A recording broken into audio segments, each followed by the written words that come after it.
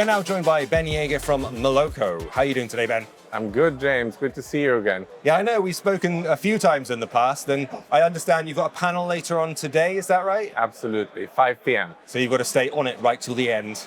Yeah. High energy, right? We'll keep it buzzy. So we've spoken a number of times, and to your colleagues as well, but we have to do the little slug line at the beginning. Moloco, what's the elevator pitch? The elevator pitch for this conference is we are a UA and admin partner for the top gaming companies in the world. We, on the one hand, help you find users in a profitable way using advanced machine learning and optimizing towards return on ad spend.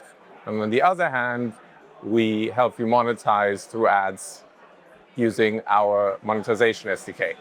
Which is something we were talking about earlier. You're saying you've rolled that out, it's become popular to the point of you're no longer taking on any additional applicants. Is that right? That's right. We're in a bit of a unique position. We're traditionally known as a DSP, a demand-side platform, and we only released the monetization SDK in 2024 in the early days. And I think it's fair to say that we were one of the fastest growing monetization SDKs in history, adopted by a lot of the top publishers in a very short period of time. And we grew so fast that we said, okay, let's hold on, let's not onboard new publishers. And I'm in a somewhat awkward position because a lot of people are coming to me in these conferences saying, hey, what can you do? Are you the person to talk to unlock and allow us into your publisher program? And for now, unfortunately, we're on hold. We are developing the product further, and very soon we'll open up the floodgates again, and we'll invite new publishers into the mix. Well, it's a good problem to have as far as problems go. What do you think is it about this particular version of what you're offering that has proved so successful or so popular? Obviously, there are a number of monetization SDKs available. Is it just the fact that it's generating more money for people using it? And if so, why? What is it that you're doing that maybe sets you apart a little? I think it's different in the sense that we were already one of the biggest buyers in the industry. So before we launched our own SDK, we were acquiring users from all different exchanges and spending, and I think we were the biggest buyer on most exchanges out there. So the monetization SDK comes with a lot of weight already, and that makes it such a good addition to the monetization stack that publishers have. I think that's the main differentiator. Now, we also have no interest to actually build we're still advertiser focused. So everything that we do is to drive value to advertisers. And so we're not trying to create now a new business line on the monetization side. And I think that mentality also means that we're pushing a lot of value into the ecosystem without extracting a lot as a middleman. And that's somewhat unique at this stage. That's something people like. Yeah. Well, we talked before, I think we talked maybe a couple of years ago, and we were beginning that slight downward trend that the industry had seen for really the first time in gaming's history. Yeah. We're hoping that we're sort of nearing the end of that, and people are trying to be optimistic for next year, but it's still tough times out there. Yeah. Are you seeing that reflected in the clients that you deal with, and also in consumer spend in general? Is it down? Is it up? Are publishers finding it difficult to connect with new users and high-value users? Or is it the same as it's ever been, really? So we have seen similar trend over the last year as a flattening of revenue. Interestingly, that is the stagnation is more prominent on Android. iOS is still growing, interestingly.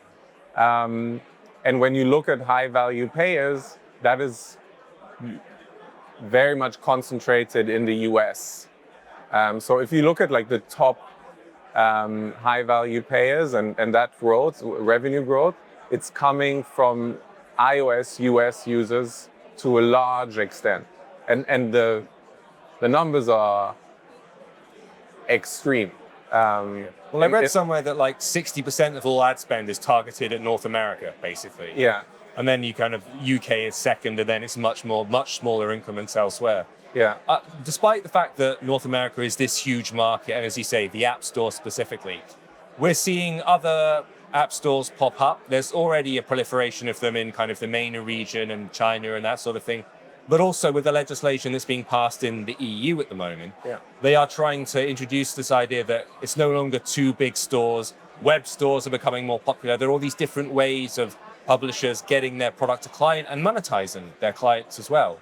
Does that affect the way that you approach campaigns? Are there untapped avenues of like user acquisition that you could draw on from different marketplaces or different markets altogether? Yeah, I think that the alternative app stores that are popping up haven't reached maturity or scale where they are actually driving demand. So they might, and they are starting to become a destination if they offer attractive rev shares, more attractive than the incumbent stores. So that's the way they get interest from publishers. However, the maturity and scale is not there. So we are able to drive two specific app stores, and we do that if our advertisers want to target a certain destination, we can do that. But it's more us pushing users into that direction rather than us seeing that as a source. However, in markets where you have strong, mature app stores already, such as Korea, for example, China is a big example, and the Xiaomi store is big, or in Korea you have one store. We're actually partnering with one store, and we are part of their monetization solution of how showing ads within the store. That's powered by Moloco as well. So whenever we see that the European alternative app stores become mature enough and have the relevant scale, we're ready to support them and to also direct users to those destinations. Is it a different kind of challenge working with stores or publishers, clients in those different regions? You talk about China, for example. Mm-hmm. When you're talking about monetization, there are lots of different systems in different countries that follow different legal requirements, for example. Or in MENA region, there's a largely kind of cash-based system for payments rather than everyone having a credit card, for example. Do those affect the way in which you plan your strategies for those specific regions, or can you use kind of a blanket approach? So we do have local teams with local knowledge in all of those markets that you mentioned.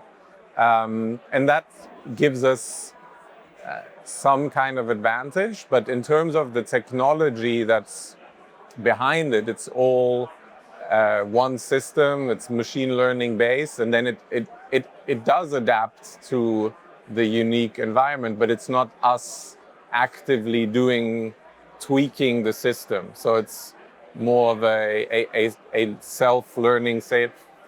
So it conveniently does it for you. I think we spoke about this before, but the idea that it's the good kind of machine learning. It's not the generative, everything is AI as it is now, like system we had before. And a lot of people have been tarred with the brush because machine learning has been around for decades, and people are now calling it AI, and now instantly people are a bit wary of it. Yeah. You know what I mean? Very suspicious. Yeah. Well, what about 2025 going forward? You're obviously, I presume, new clients and new business and whatnot. Is there anything new that you folks are working on, or is there something that you're anticipating as a trend in the year? For example, those legal rulings that are going on in the EU at the moment, trying to break down the monopoly of kind of the App Store and Google Play. It looks like there's whisperings of that happening in the States as well, the biggest market. Do you think that'll have an impact on where users are driven and where you will be driving? It's difficult to predict the future, and so I'm going to focus on like what I know is going to change in terms of what we control. So we alluded to at the start of the conversation to the fact that we will open up